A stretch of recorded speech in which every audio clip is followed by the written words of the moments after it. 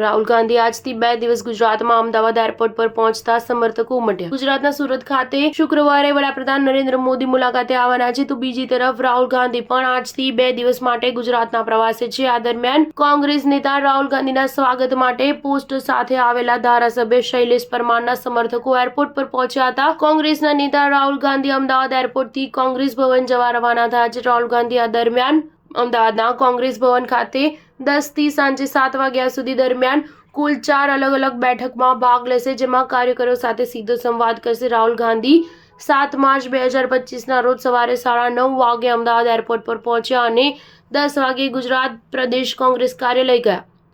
આ દરમિયાન પૂર્વ પ્રદેશ પ્રમુખ અને પૂર્વ નેતાઓ સાથે બેઠક કરીને વિવિધ સેલના હોદ્દેદારો સાથે સીધો સંવાદ કરશે। જ્યારે બપોરે 2 વાગે 44 જિલ્લા અને શહેર પ્રમુખ, બપોરે 3 વાગે તાલુકા અને નગરપાલિકા પ્રમુખ સાથે સંવાદ કરશે। રાત્રિ રોકાણ અમદાવાદમાં જ કરશે। જ્યારે 8 માર્ચ 2025ના રોજ સવારે 10 વાગે રાહુલ ગાંધી રાજપથ ક્લબ પાસેના ZA હોલ ખાતે કાર્યકર્તાઓના સંમેલનને સંબોધિત કરશે। આ કાર્યક્રમમાં પ્રદેશ, જિલ્લા, શહેર અને સેલના તમામ હોદ્દેદારો હાજરી આપશે। સ્ટાર ન્યૂઝ 7 હંમેશા સચ્ચાઈની સાથે।